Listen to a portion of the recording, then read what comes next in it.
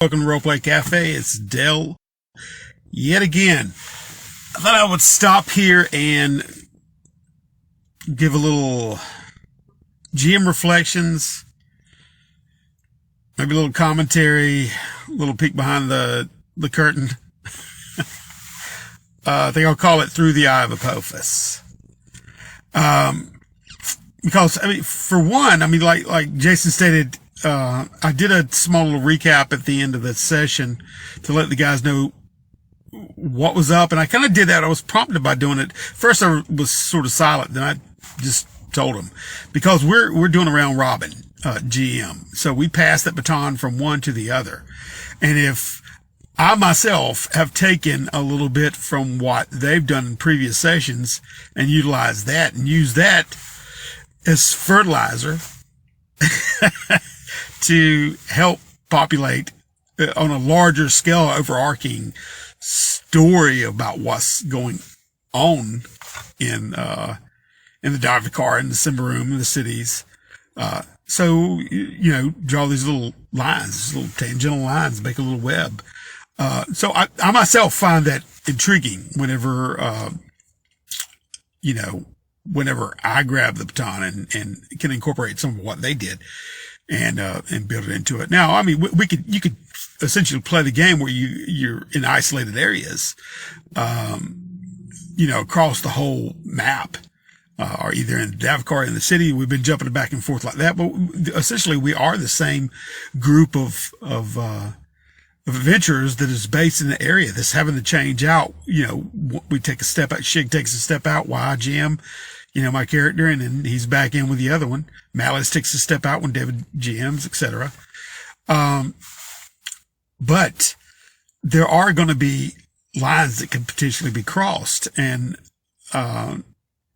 anyway, like I said, I find it very interesting to kind of go after. So that's what I was, elaborating on to the guys to let them know a little bit of what I was doing in case they want to play off of that. Now, nobody wants spoilers. Nobody wants, when you're playing the game to know, and even that mystery of what happens, or what happens during the campaign for the player, the character is best left a mystery, cause you're dealing with a wider world where the consequences of what you've possibly triggered, you won't know until it rears its head. But like I said, when we're passing the baton, it can't have any kind of a butterfly effect and rear its head later on if the other guys don't know exactly what you meant by that. They can make assumptions and draw off just from the adventure itself. But, if they know a little bit more of the machinations of what the inner workings of what happened or what was going on, then that may prompt the next GM to say, "Oh, I like that. I could use what I was thinking and tie it in with that." And therefore you draw another connection. You connect the dot inside of the larger spectrum, larger picture of what's going on.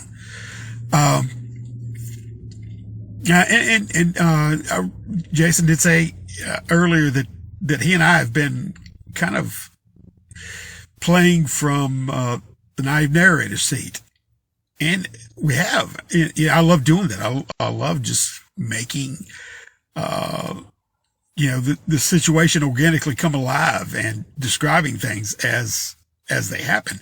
And I did somewhat do that, and I do have a tendency to do that even when I pre-plan a linear game. You can't just totally know everything. You've got to be flexible enough. So, to incorporate that, which I do. But like I said, I'm trying to find some joy and enjoyment out of linear planning. And one of that aspects is the round robin GMing. Like I said, I get to think about how I can make tie-ins to what has happened before and bring up something now. I also like to try to, we've jumped around in these games to where, we've been, on, a treasure hunt, and then we've been in the city and then been in the mountains and, been on the mesa and the temple with different situations going on and whatnot. So we're kind of automatically pushing out in different directions to see what we can see as far as what types of adventures we can get into and what the setting will lend itself to. So we've already experimented with a lot of that successfully, I would think. A lot of myself, there can be, especially in the mundane, which by that I mean just things that people can automatically, players, the characters would automatically know. Like when Jason spoke of when I was drilling in on the details and leaving the edges obscure to where you don't know, it lends an air of claustrophobia. In normal situations, you kind of know what's going on or what's going on in the world. It can make assumptions, and that leaves a player and a player character a little bit more relaxed about knowing that they just have to deal with like not knowing what the situations are primarily and what's going to come up and what's going to do that. And so therefore I was pushing toward a little bit more of going into a surreal, otherworldly environment to where it would lend more of a claustrophobic type anxiousness to the situation. And also it could be akin to like a David Lynch film or any, like the 50s mom standing there, in an ad with a refrigerator standing there and open it up, and then there's a head in a jar or something. And she's acting totally nonplussed and just fine. And it's like, that's weird. It's like a Twilight Zone episode. You're going to the cornfield, mister. It's just, what do you do in situations like that where you don't really know, what to do? And it wasn't that I was trying to throw in things that was totally just Lord forbid Gonzo or totally outside of the scope of the setting, because I don't want to betray the setting and what's been previously laid down, because everybody's looking for a certain feel. And yet I did really push toward that envelope. But the things that I were using inside of the scenario was within the context, for the most part, of the book. I took a couple of liberties with different things with the gravity, as well as some of the descriptions of the larger room that the creature was in. But if you don't like spoilers, I'm going to have to elaborate a little bit of what I'd laid out here, because I would like to pass it on toward the other GMs to see if they would, if anything, that they could possibly take away from or spin off of what I've done and add into their games moving forward, to know a little bit deeper after the game and after, the unknowing is gone. They're not going to meta their characters later on that they know this, but as GMs, we pass it from one to another. And this is what I did. You pick it up here and you run with the torch and you add to it what you like if you want to pull anything from it. But the conceptually, certain things I have in there. I have conceptually, but they're a lot of them are flexible enough to where they could have multiple interpretations to them. So unless the next GM see it how he would see it, the black onyx mountain that they went into. Originally it was in my mind and in concept, an asteroid that had landed in the valley, who knows, a millennia ago. All right. I pulled, there was some interweaving of Egyptian, mythology, which Apophis is the world serpent in Greek mythology that would come out nightly and, as Ra would pass through the underworld. So I made correlations with Prios being Ra, the sun god, of course. And then there are world serpents in the bestiary of Simbarum. So, but there's also a theoretical, ultimate divine, prime mover world serpent. And then, but there are world serpents already populating in the land, and they essentially come to the dune-like, worms, right? So this is one aspect of what they were facing. What it was they were trying to pull this prime world serpent out into the Davakar and into Symbaroum, is what ultimately, to my mind, what the adventurers were dealing with. Now on the inside, even the creatures, even though they may seem strange or, and it was strange, odd situations, whenever that asteroid, and I kind of pulled a little bit from Stanley Kubrick's 2001, being a monolith of sorts, when he says, it's beautiful, it's full of stars, that's the starlit night. But that can be incorporated in any kind of way, because whenever you're into it, it could just be the depths of the hollow of the mountain itself, or, with whatever's in there, or it could have been the depths of the world on a deeper level of Symbaroum, the world. But the trolls in Symbaroum are primarily, there's underground societies of them. And they do the chanting that pull these world serpents up, as well as they can hold them at bay. With their chanting, just like the Thumpers and that movie, Kevin Bacon movie, I can't remember the name of it, Tremors. Okay.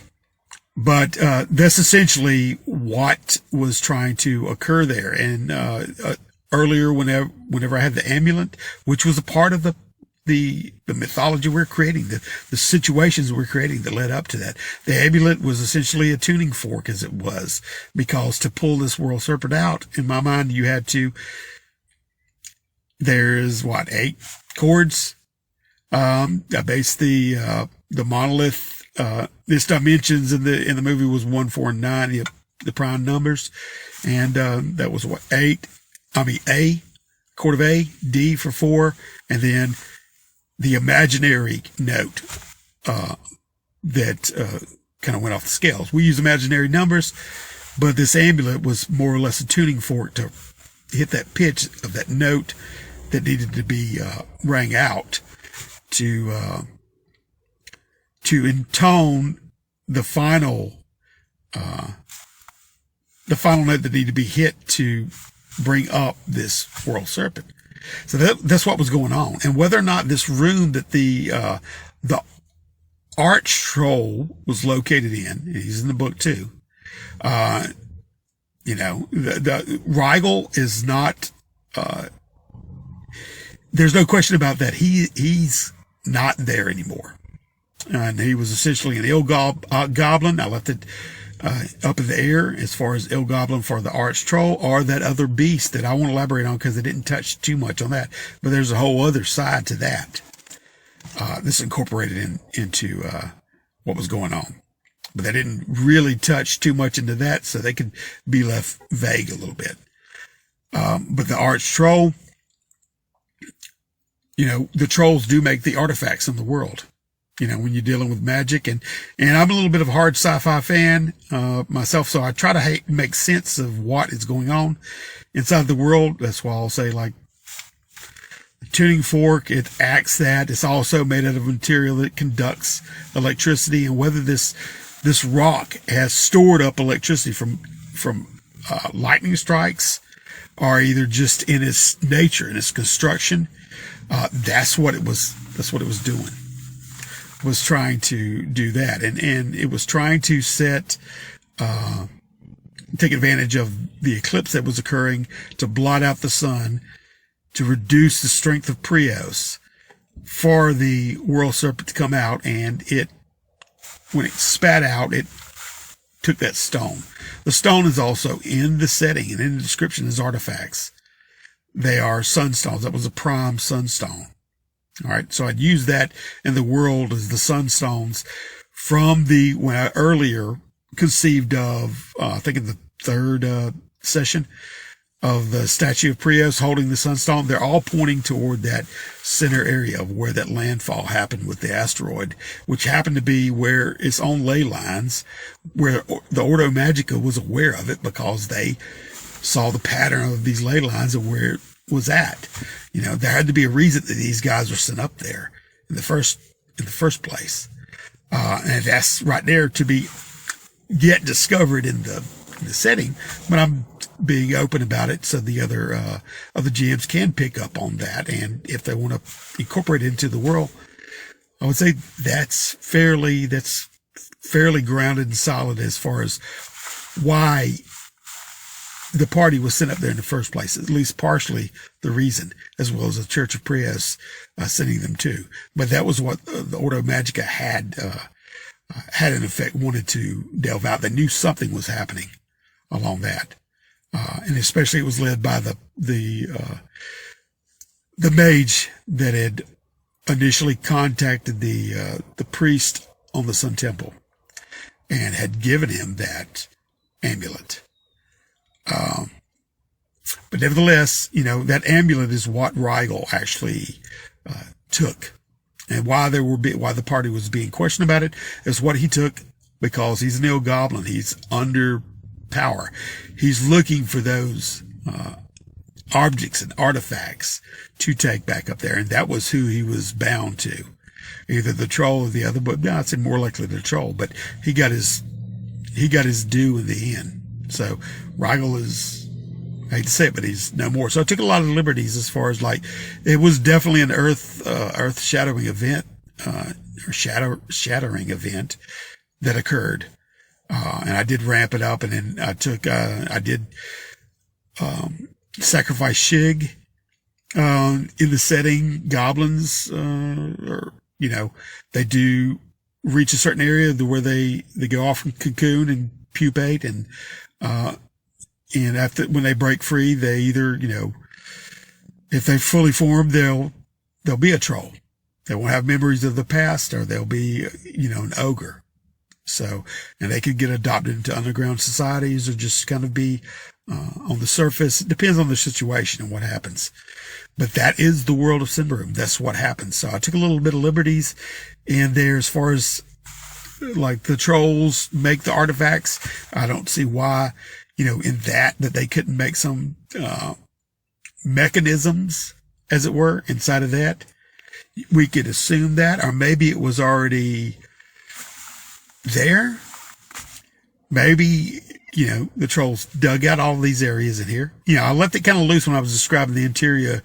Some of it was really, I could tell it was tunneled out by the smaller goblins or whatever. And the other ones looked more crafted in the entryways and the walkways. But that just, that could either be that it was there since time immemorial and they walked into it, these trolls or whoever inhabited it, or it could have been that they came with the monolithic asteroid. There's an asteroid, I pulled that because it's the Apophis asteroid of 2004 that almost hit the Earth. They're always freaking out about. So, that's pretty much, a lot of this is spoilers, but all that's happened. Now, all this happened and it's spit up, and now there is a world serpent, in the land. The granddaddy. So that's about primarily all that changed. I will say that Malleus, when he left it there, when they concocted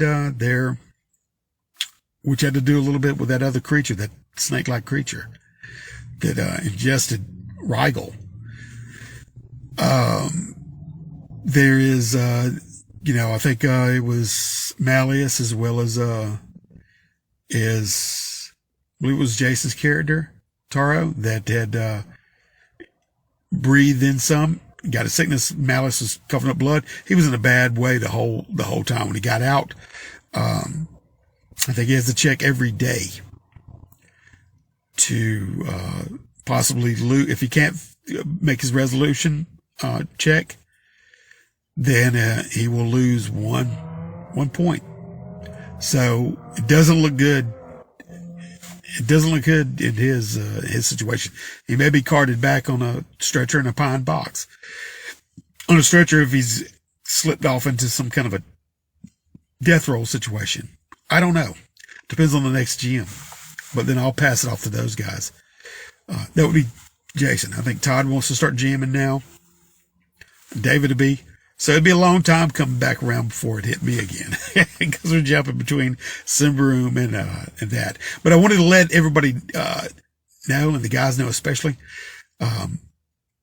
this is spoiler territory as far as the sessions, but it's GM knowledge that can be passed on to the other guys, can be utilized or not. But primarily those characters that are out of the picture are out of the picture. Shig is out of the picture. I've got to roll up a new character. That was him. I roll, and he did not. In his situation, when he went up there, he's got fortune telling. When he got that eye in his forehead. So I used that from David's game. It was perfect. We was dealing with someone that was ripping out the eyes of their victims. And like I said, I pulled from Greek mythology too. It was perfect. It was just, it worked in because, Set had removed Horus's eyes. And there's some components of these, are of these gods in the setting, or at least their likenesses, some kind of resemblances, or how they related to each other, but they removed their eyes, so it's perfect. And that's what happened to Shig. But also Set, after doing so, to show, want to get into depth, to show his guilt at doing so, he had grown an eye in his forehead. And I said that quite by accident whenever I had gotten corrupted and did that. But when you couple that corruption with his fortune telling, and then he knows that tie-in is directly at that location in the Davakar, and he's got to make his way up there, and he's being chased by witch hunters, and this is either his salvation or his demise. And plus, it was about time for him to go into a pupated larval stage anyway. And what you see is an abomination form of that, because he was totally corrupt when he went into it, and that's what spat out afterwards. Nevertheless, I'll let you guys go. You have a great day, and take care of yourselves. Till next time.